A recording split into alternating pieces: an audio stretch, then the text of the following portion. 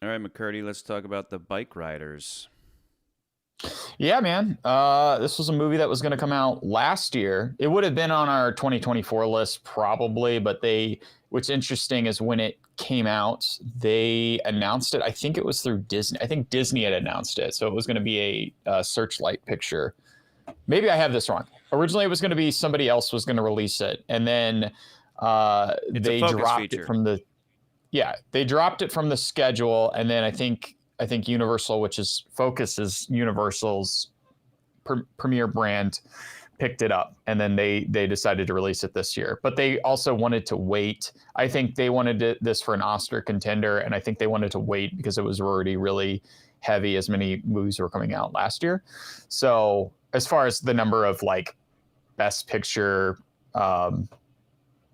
potential winners there were last year, I think they were like wanting to hold off and release this. So yes, that's correct. So yeah, Disney originally was going to release it through 20th Century Studios, and then they dropped it, and then Universal picked it up. So yeah, as far as the summer goes, this was one of my favorite movies this year, as of right now. So I thought, you know what, I'm going to present this to you, be like, hey, what did you think of this one? What was your takeaway? Real quick, let us know. Nowadays, when I pop the list up, you can't tell, but me popping the Mm-hmm. list up with Inside Out 2 at the top, and then Deadpool, and then Dune, and then Trap, where do you put it right away? Right away, I want to say it's top of the list for Okay. me. And I haven't seen this in a while, so you might bring some things up. There are some things I don't think makes this movie. There's like one or two little things that like jerk me, like to say, maybe it's not as good as I think it is. But most of the time I think about this movie. I'm like, yeah, I left the theater. I felt like this movie had meaning. It had something to say. Um, it wasn't just kind of like a story retread. So I did enjoy that, and I did like I just they don't make movies like this, like it was just a story that's like, oh, these types of movies aren't really told. And I know a lot of people will talk about bike culture and probably bring up Sons of Anarchy instantly, be like, oh yeah, it's like Sons of Anarchy, and I Because never that's watched the Sons of only Anarchy. equivalent. Oh, it's got to be like Right. the other thing, the only thing I But know. I think I'll just say this right away. The thing that kind of I thought was fascinating, the thing it explored, was how gang culture has changed over the many years of its introduction, especially in the United States. Because gangs have been around for many, many, many, many, many, many years. It's not like gangs are not Let something me new. hang on. Let me put it in But different words. Tribes. Tribes of sure, men have been around. Clubs, let's say the difference between clubs and gangs, and they even emphasize that by the end of the movie when the whole movie is told from the perspective of the wife of one of these bikers. And she yeah, says, after, again, we never care about spoilers.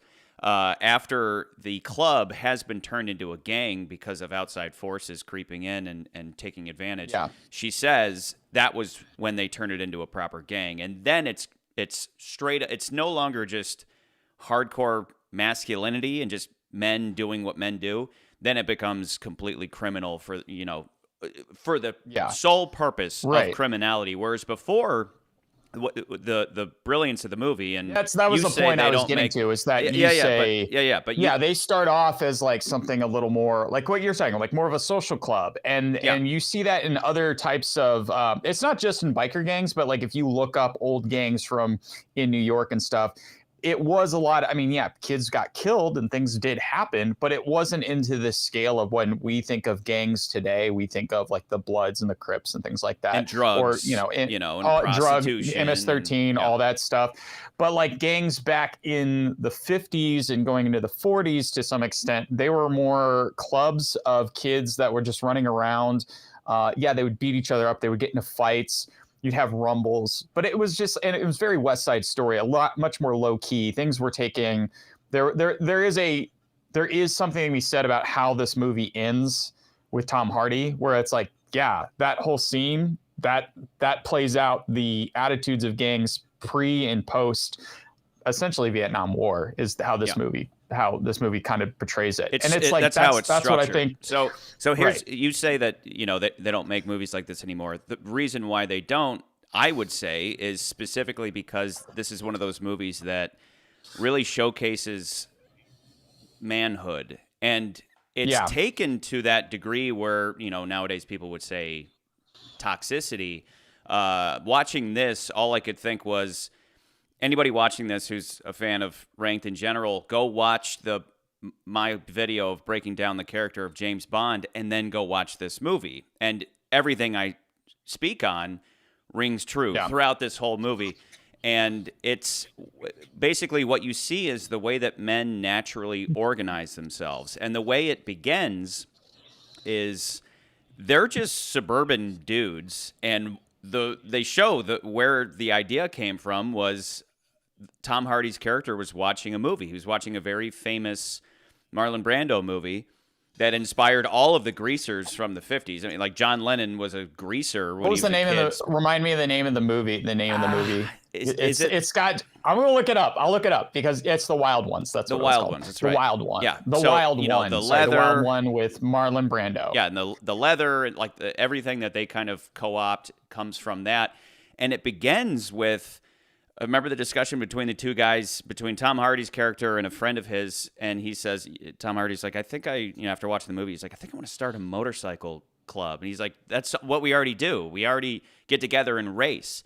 And he's like, yeah, but I want to get together and talk about bikes and get drunk. And that's all it was for. It was a social club at first. And then what happened was that, again, the way that men naturally organize is that you have this, call him an alpha, which now that term is, now that term is taken on a whole new life away from its purpose. But its purpose is just that here's the leader guy, and he's typically the toughest son of a bitch there is. He doesn't have to be the biggest, and they show this very early on where he's like, the wife telling the story is like, yeah, they have all these rules that just came out of nowhere, and one of the rules is you could challenge for leader anytime you want. So it starts out all fun. But then very quickly, reality starts to set in where people like this idea. So it starts to spread. So this one guy is saying, these guys up in Milwaukee want to start a chapter. And no, we're not going to do that. Well, then I'll fight you for leader and then I'll make it happen. And Tom Hardy's doing this. He's doing all these things because that's kind of what you have to do as a leader. After he beats the guy up, he's a really big guy. Tom Hardy beats him up. And the guy and then he says, "You can go ahead and go off and make this Milwaukee chapter." And some one of the guys says to Tom Hardy, "If you already were okay with it, why did you say no? Why did you fight him?" And he says, "Well, it had to have been my idea." And this is how men organize: is that any weakness, any kind of being nice, is exploited. It is immediately exploited, and that's the first instance of it where you see Mr. Suburban Tom Hardy slowly but surely having to be more and more ruthless in order to hold control of this thing and prove that he's the tough son of the wild one who should be in control of things. But that all reaches a limit. What you start to see is there's a B story about a kid who's got, the worst home life possible, and you kind of see that he's developing this, call it sociopathy, and he wants in, but then he's tested. It's one of the most important scenes of the movie is that this kid wants into the gang. So he shows up with all of his buddies, and he's got all these bikes. We built these bikes together, and remember what Tom Hardy says to him? Do you remember this? I don't remember. It's been a while since I've seen those. He just says, you can join the club, but just you have to leave your friends behind.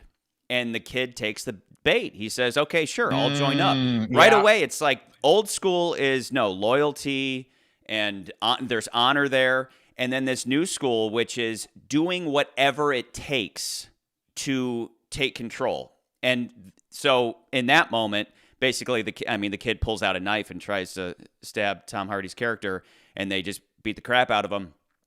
But before that, he's like, hang on, because, so the guy leaves his friends and he goes, hang on, get out of here. What kind of horrible piece of shit just immediately casts his friends aside? Where's your loyalty? And it reminds me of how even, today, where my dad comes from in the business world, he's like, no, you work for the same company, you have loyalty, and then you're rewarded over time. And I said, unfortunately, Dad, Unfortunately, that's not the case anymore. Now you're rewarded for being dishonorable and being disloyal and jumping from one business to another, getting raises as you go. And even if you do stay put somewhere and you're loyal, they don't actively reward you. So why should you anyway? And so all these themes combine by the end of the movie where this kid eventually comes back and challenges Tom Hardy for the top spot. And they build it up like there's going to be some West Side Story knife fight, some honorable knife fight, and they're both going to live, and they're both going to be buddies afterwards, because you see that repeatedly throughout the movie, that all these guys beat the crap out of each other and then become best friends, because that's how men used to work. It was, oh, we have differences. You don't like grilled cheese. I really like grilled cheese, and we just beat each other up, and then you're just still going. You're just still going. You're still going. Yeah. When we get to that point, hang on. So then, right there at the end, you gotta explain the whole thing. Are you gonna tell me the whole story, even though I've already seen the movie? So you haven't seen the movie in a while. So right there at the end, instead of having this honorable fight where they're going to be best friends afterwards, the kid ends up just shooting him, which is very reminiscent of all these stories from California, from South Central LA, where it was like back in the day, we used to just fight. But now it's all about guns. And then very soon after, gangs take over. And then it's like these institutions come about. At first, they're kind of just for fun. They're about men organizing their social hierarchy to just kind of have a good time and get drunk and ride bikes. And then it gets co-opted by psychopaths and sociopaths who then use it to just commit crimes and get rich and promote themselves, not the institution, and bastardizing the principles that it was founded upon. That's what this movie's about. Yeah, I took so just going back to something you had talked about with Tom Hardy's character, like that was one of the aspects I really enjoyed about this movie, was that character and kind of what you described. But the thing I took from it was like he had created his own nightmare. He took his dream, the thing that he looked at, this Wild Ones thing, and he took this dream, almost like a naive type of like, yeah, we could start a motorcycle gang. It'd be great. This would be fun. Just something to do. And it's something to do. It'd be great. And I've seen this before outside of motorcycle gangs, just like anything really. You organize a thing, it gets popular. People want to be like, I want to be a part of that, and I want to do that too. And you have like you're saying, like Tom Hardy has to move the field a little bit, because it's like you said, it's like you kind of have to. You have to be the top dog in whatever that field or thing is, because if you're not, someone else is going to take it over. Yeah. And sure enough, a lot of times I've seen that in the past where like a group or a club or something is created. Somebody comes in, everyone's like, oh, this is great. I like this. But then someone comes in with a different idea of what this thing should be. And then slowly but surely it starts becoming a devoid of what it was originally intended to be. Yeah. And in a weird way, I think like his character, he had this vision, this dream that was much more PG-13, whatever. And then it slowly becomes this RX-rated nightmare that he's like living in, that he's like stuck in. And at the end of the day, most of the main cast, most of the main original Bikeriders, they're all family guys. They just are a bunch of goofballs who are driving, riding motorcycles. Yeah, they have the run-ins with the cops every once in a while, but it's never played off like they're gonna straight up murder people. And then eventually they have to like up the ante on what they're doing. I do think even most of the other stories and characters that are in the film, where you have the one guy who's like, he's like, yeah, I'm going to give this up. I'm going to become a cop because, I like riding motorcycles, but, I need to make more money. And obviously the new gen Bikeriders see that as a threat, and they go after the guy. The one thing, okay, so there's one element of this movie that wasn't my favorite, but overall, again, this was one of my favorite movies of this year. The one element really is just Norman Reedus' character. And I only say that because as you're watching the movie, it does feel like it was a stunt cast. Like it was like his character serves a singular purpose in just demonstrating an idea or a concept to the audience that maybe they're not aware of how like colors, like most gangs, they have colors. You wear a jacket symbolizing like you're a member of this gang. And there's a character in this movie that's from California who didn't give up his colors, but he went to Chicago and then ends up joining this other motorcycle gang without refuting the other gang. So the California gang sends out Norman Reedus, and at one point they're at one of their little barbecues, picnics, just having a good time. And Norman Reedus shows up and he's like, yeah, I was sent to basically off you, dude, but you guys are too much fun. I'm just going to hang here. Yeah. And then then they're just best friends. Then they're just buds the entire rest of the movie. But I do feel like just his character and his presence felt like, oh, Norman Reedus is in The Walking Dead. He plays this motorcycle driving character.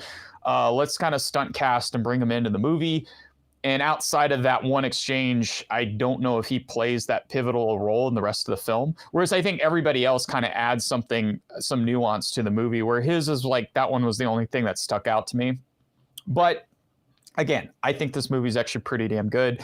I don't think it's like the worst thing. It doesn't poison pill the whole film, as we've said in the past. So that's kind of my take on it.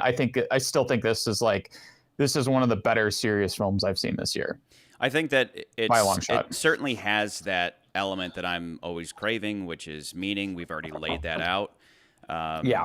I think that between that and Inside Out 2 this is maybe one of those rare times that I'll throw in there. This is just simply a more... It not being an animated movie does kind of... And I'm not talking about like outside knowledge bleeding in, the type of stuff I'm always complaining about, but it just is going to trump the very meaningful kids movie, I think, almost automatically. I could be convinced either way though, but I think if both of us are just like, yeah, this is so far top of the list, I don't think it's worth fists or knives against each other. The only other thing that I've seen people like kind of give criticism or throw shade to this movie is that they're like, well, this movie just feels like a remake or trying to be a Goodfellas. And I would argue, I'm like, maybe, but at the same time, I like this. I mean, that story convention was used in Citizen Kane. So like, who gives a shit if a movie like this decides, hey, we're going to frame the whole movie from the wife's perspective of her talking about this motorcycle gang in like the past tense, and like it being about the guy who originally wrote the book and him interviewing people and getting their perspective on things. Is that accurate to the book? Yeah. That it was the book is... I don't know if, you mean if it was for her? Well, I mean, if you watch the movie, it's not just her. He goes and talks to other bike riders, and he's there talking to everybody there. Yeah. I think they use her as kind of the narrative thread to kind of keep things consistent. So you're getting phone calls too. Yeah. I've gotten phone calls all day. I'm just like, quit calling me. We're talking about Bikeriders. About a stupid movie at midday. Yeah, it's talking about a movie. Damn it. So we did mention this. I just want to throw this out there, but like, so the movie is about this club called the Vandals Motorcycle Club, but the book is inspired by the details of the Outlaws Motorcycle Club. So when you watch the end of the movie, there's a gang in Chicago called the Outlaws. And they are apparently an international biker gang that, obviously the movie kind of demonstrates how they started off as a small thing and then went from like this just club to a gang, like you were describing earlier. And apparently it's based off that club. So all those photos and pictures you see are the real Outlaws. But that group apparently is much older. What I was reading, it says that they from the 1930s, not going back farther back than the 50s, but didn't become a gang till much later. But it's interesting reading the gang's rules. The following 5 criteria considered when evaluating an aspiring Outlaws member: owns and rides a Harley Davidson, is competent in the mechanics of motorcycles, lives a lifestyle congruent with biker subculture, and treats other righteous bikers as bros, which is interesting. I met some guy one time who told me that like, if you ever run into a biker, never talk to him or shake his hand with sunglasses on. You're supposed to take your sunglasses off, and you're supposed to take your gloves off when you shake someone's hand, which is interesting. Number 4 is viewed by society as masculine in an outlook, behavior, and sexual orientation. And number 5 does not conform to worldly values, but instead conforms to the lifestyle of the club. It's just that stuff's Yeah. kind of interesting. So again, it's like anything. There's like a sweet spot where something has its golden age, and they talk about it. That's what this whole movie is about. Is about, hey, wouldn't it be awesome if we all got together and just just talked bikes and drank and ran from the cops every once in a while, and then right about up here, it suddenly you have all of the attention on you. You have everybody look. There's literally a scene where they are. They roll in They're town, and rolling everyone's through like town, scared of them. and everybody's staring, and the crazy kid, the psycho kid, is looking at like, wow, I want that. Look at my horrible home life. I want to be like these guys. And then he's rejected from them because he's clearly no good. And then that's again one of my favorite things to come out of Marvel. It has been the Vision saying his quote of "strength invites challenge." So the moment you have any kind of strength, you have something that other people want, someone's going to come in. And who's going to win out? At first, it's going to be Tom Hardy's character because, again, he fights a really big guy, but he's willing to fight dirty. He bites. He nearly rips the guy's finger off. He's willing to do whatever it takes, but he has a limit. He has a limitation, which is he won't kill anybody. But then comes Psycho Kid, who doesn't hesitate to shoot him, and it was kind of made clear the moment he walked into the bar and said, I want to challenge you. The guys up in Milwaukee don't like you running things. It was like, okay, he's going to end up just killing him instead of having an honorable fight. But that's the whole point. That's you live that. So It's like don't bring a knife to the gunfight. Yeah. Thing, but it's also like a live by the sword, die by the sword type of thing. Because Tom Hardy, what's interesting is that Tom Hardy is kind of trying to give away the club for a while. He's trying to give it to Benny, who I can't remember the actor's name, but Austin Butler, who played yeah. Elvis. Yeah, he's trying to give it over to him because he kind of senses they're all the old school guys, and this is what I was getting at. You have a golden age of something, and then it starts to decline. It starts. There's a Thomas Jefferson quote that was basically like, the moment that the country's founded, we better do a good job because it will immediately be in decline. Anytime something is founded, it goes through a golden age and very quickly heads down. And this is just seeing that whole arc for this specific group of guys. And so, yeah, you have all these guys coming back from war, and they're different, and they're ruthless, and they're dishonorable. And so Tom Hardy can sense it, and so he's just trying to give leadership to somebody else. And Austin Butler's like, nah, man. Like, he sees that's where I feel like he sees the nightmare. Dude. Yeah, he sees the nightmare because that, again, like I keep going back to is Tom Hardy creates his own nightmare, and now he's trying to give away his nightmare to somebody else to take over, and doesn't realize that your dream is a nightmare. And not everybody wants to be a part of that. And it becomes that once you start, they do make a huge point about how, which I thought was fascinating, was that after Vietnam, you had all these people coming back and their worldview had been drastically changed because they've been disheartened by everything that happened in Vietnam. And so you got all these kids coming in that are into drugs and everything else. Yeah.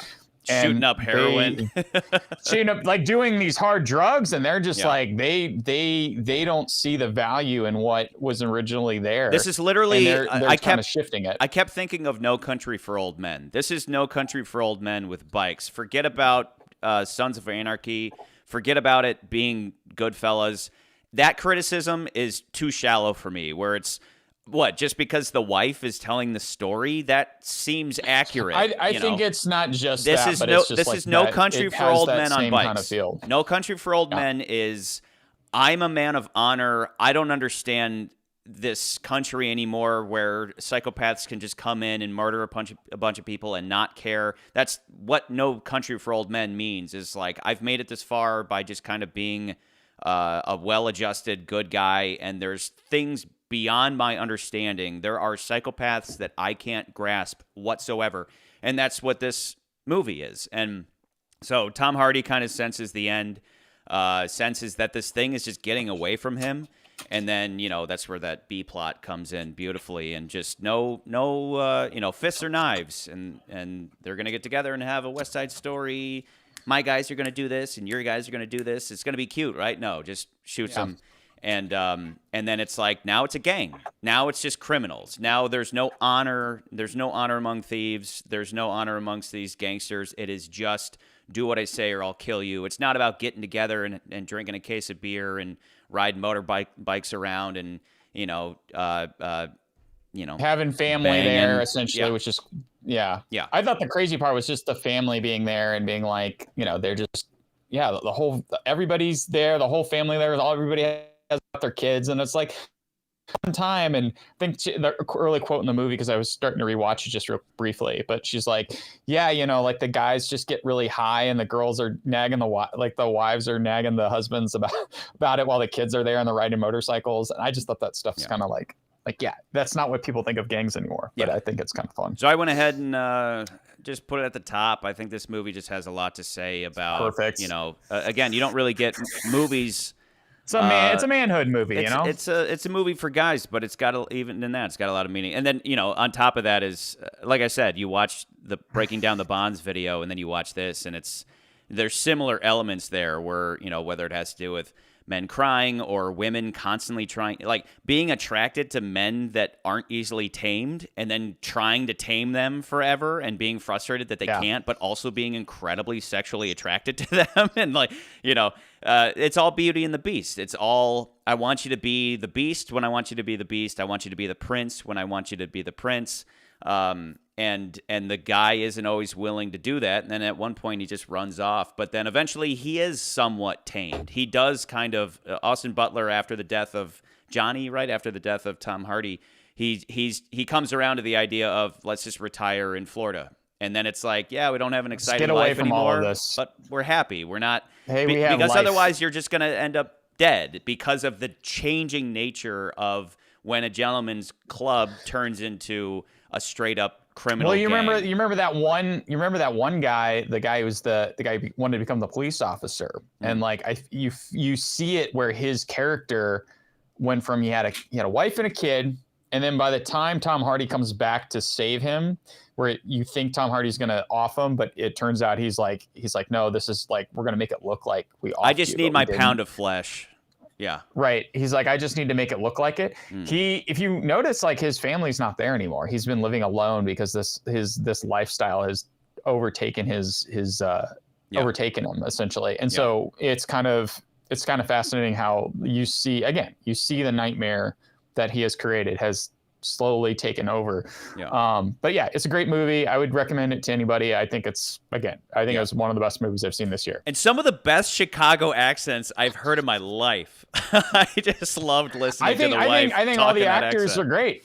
Yeah. She's great. It's Jodie Cromer. She's great. Of course, you got Tom Hardy. He's great. Austin Butler is fantastic. Michael Shannon has a fun little bit where he just be the weirdo. I thought he was great as well. And one of my favorite character actors, which is the guy from Logan with the metal hand, who was also in the Narcos Pablo Escobar seasons, and he's the mechanic with the really bad teeth, but he does a pretty minor role, but he's just a really good actor. I love to see crop up in things. He's just a talented character actor. So it's just an all around good flick, and also has a lot to say, and that's all I ever need. So, cool. All right. New number one. I'll let you go. You got anything else, or you got a new homework assignment for me for the next movie? I would again. I think the ones I think you should try to go see. No, just give me one. No, don't give me a list. I just want one. Give me one. Go see Try to see Kneecap. That was like my other favorite this year so far. This has been my other big favorite. We'll try to do Kneecap. So next. Try to see Kneecap. Can you pick out? Can you pick out one person? I kind of like the wife. I kind of want to toast to the wife. Jodie Cromer. Jodie Comer. No idea who she is, but I really enjoyed her whole. She's great. Part in this. Let's toast to her. And Let's toast to her. Greatest Chicago accent ever. So like making the Chicago accent adorable. To that. Toast to that. Toast to that, baby.